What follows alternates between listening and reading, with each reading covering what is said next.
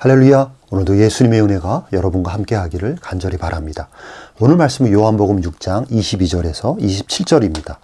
이튿날 바다 건너편에 서 있던 무리가 배 한 척 외에 다른 배가 거기 없는 것과 또 어제 예수께서 제자들과 함께 그 배에 오르지 아니하시고 제자들만 가는 것을 보았더니 그러나 디베라에서 배들이 주께서 축사하신 후 여럿이 떡 먹던 그곳에 가까이 왔더라. 무리가 거기에 예수도 안 계시고 제자들도 없음을 보고 곧 배들을 타고 예수를 찾으러 가버나움으로 가서 바다 건너편에 만나 랍비여 언제 여기 오셨나이까 하니 예수께서 대답하여 이르시되 내가 진실로 진실로 너희에게 이르노니 너희가 나를 찾는 것은 표적을 본 까닭이 아니요 떡을 먹고 배부른 까닭이로다. 썩을 양식을 위하여 일하지 말고 영생하도록 있는 양식을 위하여 하라. 이 양식은 인자가 너희에게 주리니 인자는 아버지 하나님께서 인치신 자니라. 오늘 말씀은 벳세다 들판에서 오병이어의 기적을 경험한 무리들이 다시 예수님을 찾아 나서는 내용입니다.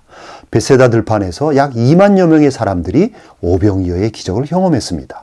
난생 처음 경험하는 놀라운 기적을 통해서 수많은 사람들은 식사를 다 마쳤음에도 불구하고 예수님 주변에서 떠날 줄을 모르고 계속해서 벳세다 들판에 머물러 있었습니다.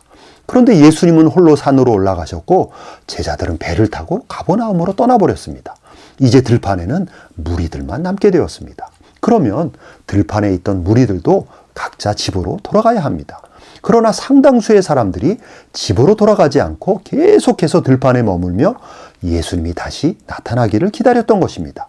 왜냐하면 제자들만 배를 타고 가는 것을 보았고 예수님은 가까운 산에 올라가셨기 때문에 자신들이 빈들에 계속 머물러 있으면 예수님이 다시 나타나실 거라고 생각했기 때문입니다. 그러나 아무리 기다리며 예수님을 찾아도 예수님은 나타나지 않았습니다. 왜냐하면 지난밤에 이미 예수님은 바다 위를 걸어서 가버나움으로 건너가셨기 때문입니다.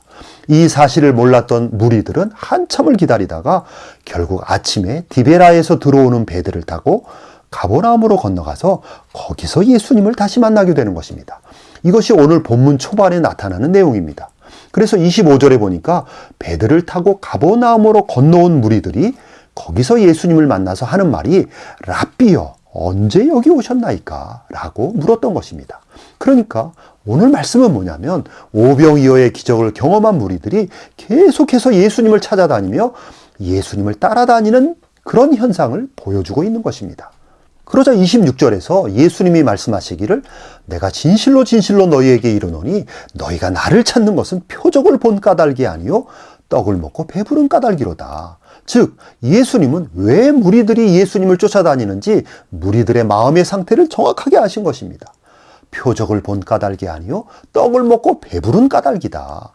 그러니까 예수님은 오병이어의 표적을 통해서 굶주린 무리들을 먹이심으로 예수님의 신성을 모든 사람들에게 보여주셨습니다. 그러면 표적을 통해서 자신들의 배고픔이 해결된 것만 보는 것이 아니라 표적을 통해서 예수님의 신성을 본 것이고 표적을 통해서 예수님이 하나님 아들 되심을 본 것입니다.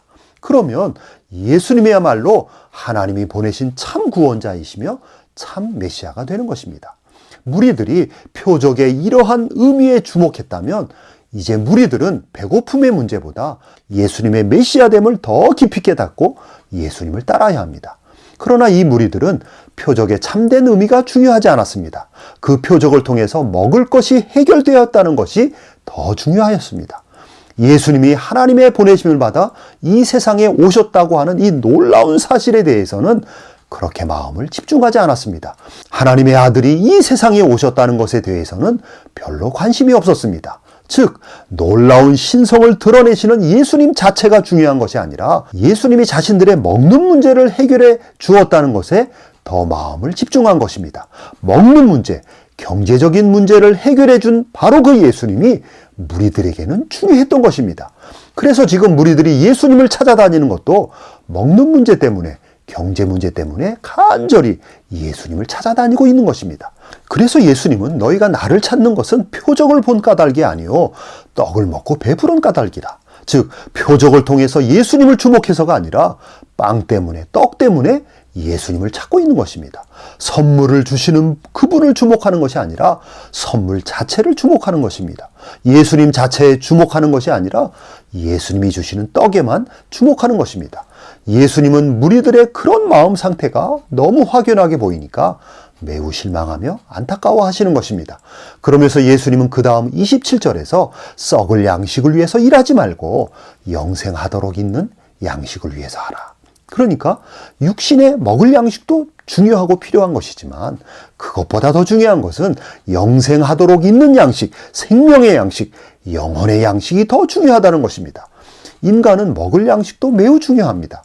그러나 그 영혼이 죽어서 하나님과 분리되어 영원한 지옥으로 간다면 잠깐 필요한 육신의 양식은 그렇게 절대적으로 중요한 것이 아닌 것입니다. 영생하는 양식을 먹고 하나님의 자녀가 되어야 비로소 인간의 육신의 양식이 가치가 있는 것입니다. 영혼이 죽어서 지옥 갈 존재라면 아무리 육신의 양식으로 배부른 인생이 된다 할지라도 그것은 곧 썩을 양식밖에 되지 못하는 것입니다. 그러면 썩을 양식을 위해서 인생을 사는 존재가 됩니다. 예수님은 그런 인생이 되지 말라고 말씀하시는 것입니다. 우리를 부르시고 우리의 모든 죄를 다 용서해 주시고 우리를 영원한 하나님의 자녀 만들어 주시는 그 은혜와 그 사랑이 충만하신 예수님이 가장 중요하다는 것입니다. 떡은 그 다음 문제입니다. 예수님이 없으면 모든 것은 다 썩을 것들이 됩니다. 예수님이 있어야 모든 것들이 가치가 있는 것입니다. 그런데 우리 어리석은 인간들은 예수님의 중요성을 잘 모르고 그저 이 세상에서 먹고 사는 것이 가장 중요합니다. 이 세상에서 배부르게 먹고 사는 문제가 가장 중요한 것이 바로 어리석은 우리 인간의 모습인 것입니다. 그러나 성도는 육신의 양식보다 예수님이 더 중요하다고 고백하는 자들입니다. 성도에게 영원한 생명을 주시고 성도를 영원한 하나님의 나라로 인도하시는 예수님이야말로 그 어떤 세상의 것들보다 중요합니다.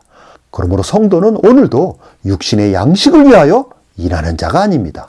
성도의 육신의 양식은 예수님이 다 채워주십니다. 그러므로 우리는 오늘도 예수님을 위해서 일하는 자가 되어야 합니다. 예수님을 주목하며 살아가는 자가 되어야 합니다. 육신의 양식보다 예수님이 더 중요하다고 고백하는 성도가 되어야 하는 것입니다. 그러면 예수님께서 인생의 필요를 책임져 주시고 인생의 필요를 채워주십니다. 오늘도 이러한 은혜와 복을 누리는 여러분이 되기를 간절히 바랍니다. 아멘.